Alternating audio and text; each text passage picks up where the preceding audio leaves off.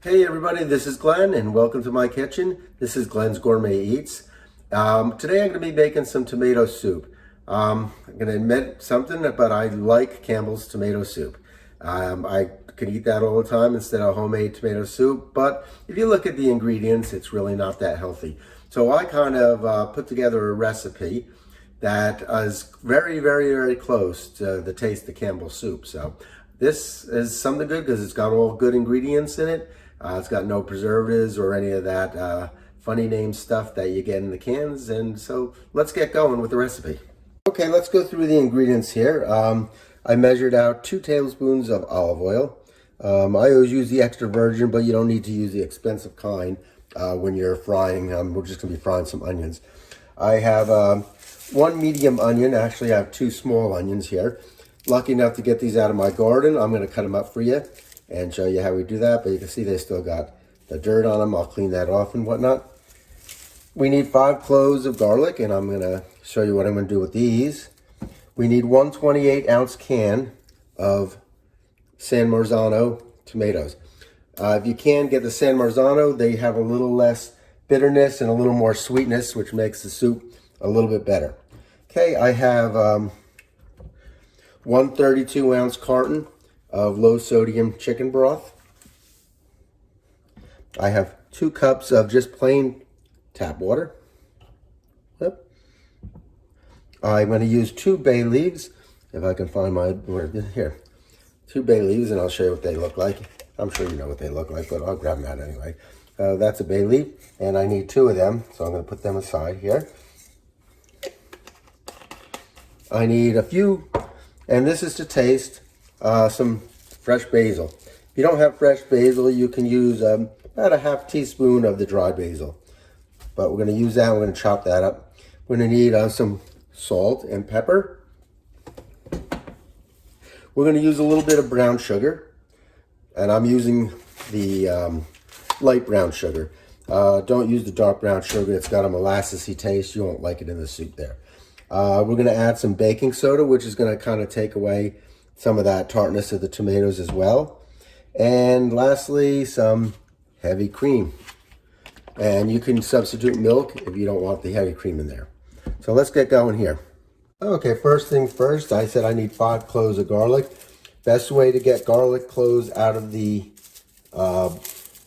cloves here, out of this bulb. Yeah, that's what it's called.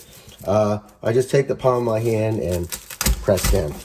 And that releases all these nice bulbs here, or cloves, out of the bulb. Okay, so I need 5. So I'm going to take 1, 2, 3, 4, and 5. There we go. Let me get the rest of these out of the way here.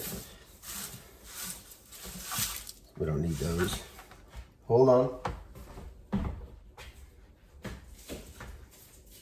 All right. Oh, put this to the side here. All right, now the next thing we want to do is, again, the palm of your hand to open these up, and you'll hear a crunch.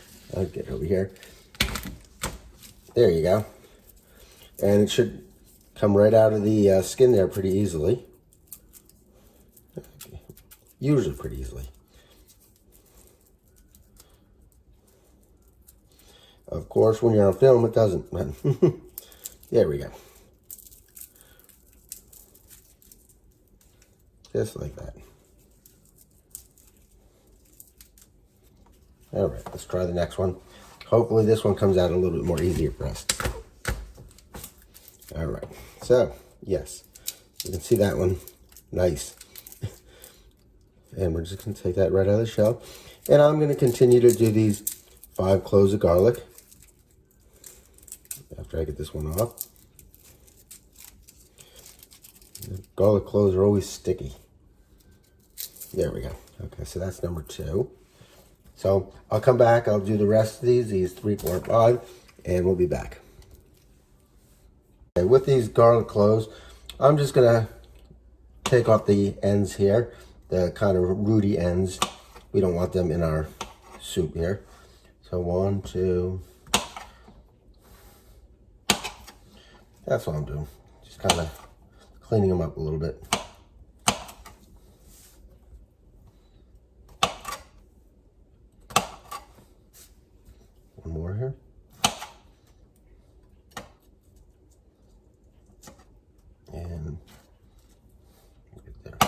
Okay, now I'm gonna throw these out.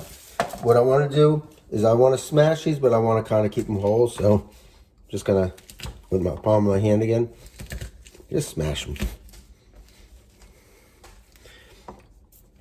And you'll see when we get later, we're just gonna blend these into the soup anyway. So, all right, we got those done. Now on to the onions. All right, so what I'm gonna do here is each of these, I'm gonna take these stems off here. All right, good. And we'll just throw them out. Don't need them. And what I'm going to do is I'm just going to cut off the bottom piece here as well. See that bottom root piece? That's what I'm cutting off. All right, that's good. And then I'm going to slice through, just gently, the skin here. You don't want to go too deep on it because you just want to get that skin off. So then I'm going to peel the skin right off here.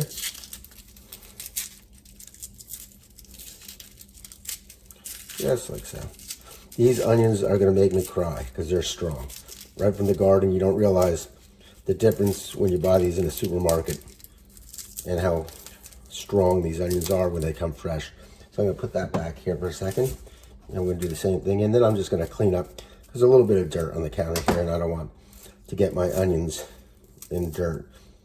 So just kind of peel these away.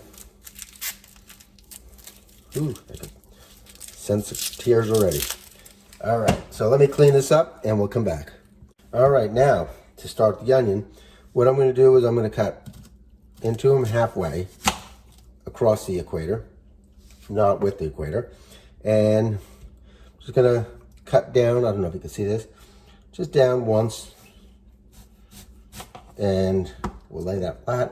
And I'm going to cut some fairly good lines in here. And then I'm going to go down this way, and we have, well, chopped onions. And hopefully, between these two onions, we get about a cup, because that's what I'm looking for. One large onion chopped is about a cup. So let's do this one. And we're going to go, I think you can see me, yep. Go down that way. So we have that split, and then you're just going to take your knife and go straight across here, and then turn it, and we'll go down. All right, let me get that other onion done here, and here we go. We'll see what that looks like.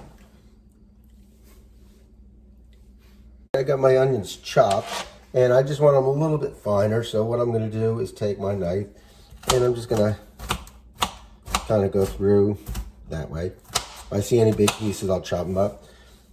Kind of go different angle now.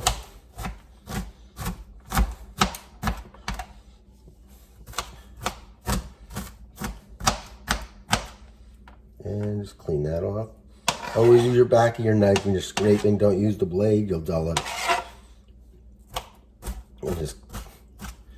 I think that looks good. All right, we're done. We're good to go. Okay, I got a fairly large pot on the stove, and I'm gonna put the heat up, and I'm gonna add my 2 tablespoons of the olive oil here. And again, my little trick is I'm gonna put one of the onion pieces in there. And when that starts sizzling, we know we're ready to fry. Okay, it looks like the onion's starting to sizzle. I think you can see it down there. If not, I turned it a little bit. Yeah. Hard to see. Okay. So let me get you closer here. There we go. So what I'm going to do is add the rest of my onions in here. My garlic cloves that are smashed, not chopped or anything. Throw them in there. And I'm going to use a half a teaspoon of salt and a half teaspoon of pepper. You really don't need much salt for this recipe because the chicken broth that we're going to use and the tomatoes have salt in them already. So if you use too much salt, it's going to be over salted and not going to really taste that good. So I'm going to mix this around, and we're going to cook this on a medium heat for about 5 minutes. Okay, we have about 30 seconds to go on this, and you can see the onions are just starting to brown a little bit, and they're translucent. The garlic's not burnt, so that's a good sign. To this, we're going to add that basil, and we're just going to stir this around for the last 20 or 30 seconds, just till the basil kind of wilts down a little bit. Okay, our timer just went off. I'm going to hit the timer there. Now what I want to add in here is our tomatoes, along with any juices in here. Our chicken broth.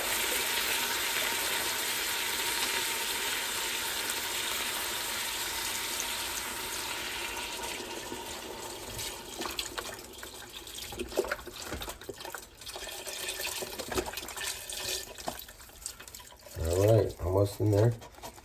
Our 2 cups of water. And the 2 bay leaves. And hopefully we'll be able to fish these out a little bit later, because we don't want them in our soup here. So, okay. So I'm going to bring this up to a simmer at this point. Okay, as you can see, this is starting to boil now. So I'm going to cover this with a lid. Make sure that's on there tight. And I'm going to turn my heat down to medium low, like in between medium and low, somewhere around 3. And we're going to let this simmer, and the water should just barely be moving as in a simmer, for about an hour. You can go 30 minutes, but I like to go an hour and break down all these vegetables and stuff like that before we go into the blending phase. So let's let that go for about an hour and come back. Okay, it's been about an hour, and this has been nicely simmering, so I'm just going to get the timer off here. And I'm going to open this pot, and I'm going to open it away from me, not towards me, because the steam will come out. And you can see it's simmering there. I'm going to grab a tongs here, and I'm going to see if I can fish out those bay leaves in there. I want to keep the basil in there, but I don't want the bay leaves. So I'm going to try to fish those out if I can. Okay, I think I fished the bay leaves out. What I'm going to add to this soup now is 2 teaspoons of brown sugar and a 1/2 teaspoon of the baking soda.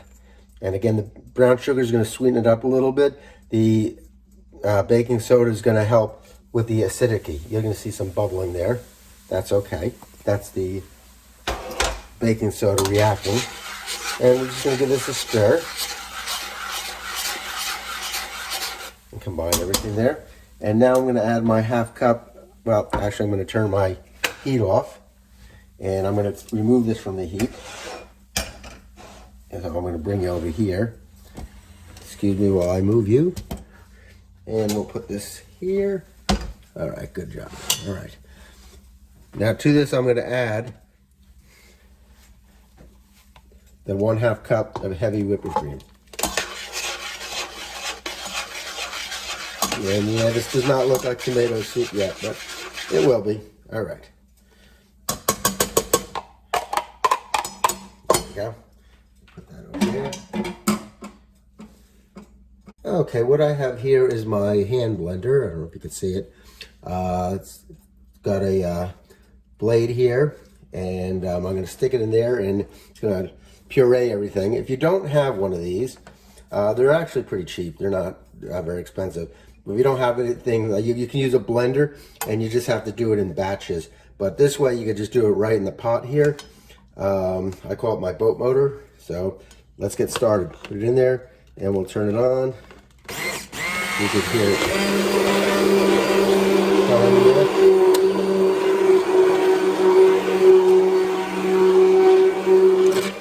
little loud, but I'm going to blend this until it's all pureed, and all the tomatoes are chopped, the garlic is chopped, the onions are chopped, and there's no chunks in there.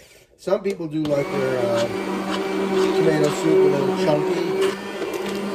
You can leave chunks in there if you want to, but I prefer a smoother soup. And I see big tomatoes, I'm just gonna push this down on top of it.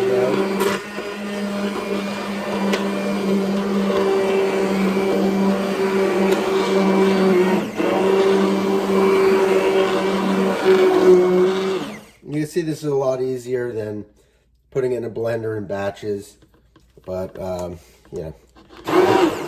This has 2 speeds on it. Just make sure you don't pick it up if you're doing this and it's going to spatter hot stuff all over. You got to keep this on the bottom. It kind of really suction here.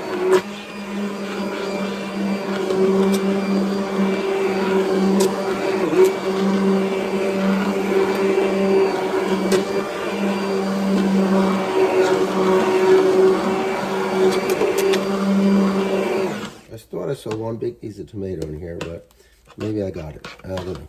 But that looks good enough. There it is. I see it somewhere. Where are you? Get there.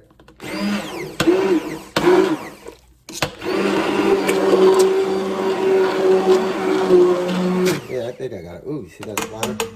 Picked it up a little too soon. All right. So, let's take a look at this. Got a spoon out here. And right now what you can do is, it's got that foam on there. That foam will clear out. There's once it settles in there. But this is what it looks like. A little like that tomato orangey flavor, but it's not fake like that red deep Campbell's, but it does taste very similar. What I'm going to do is taste the soup, and if need a little salt or pepper, I'll add it. But usually it is okay because, like I said, the canned tomatoes and the chicken broth that we used in here are already salted. So let me give it a taste. Yeah, that's good. I think we can go with that. So there you have it. Tomato soup, homemade tomato soup. And it doesn't have a lot of junk in it, and it tastes as good as you can get in the can. So if you have any questions, let me know. I'll be glad to answer them for you. Until we meet again, God bless. And I leave you with this from the book of Numbers. May the Lord bless you and keep you. May the Lord make his face shine upon you and be gracious unto you. May the Lord turn his face towards you and give you peace. Until we meet again, we'll talk to you soon.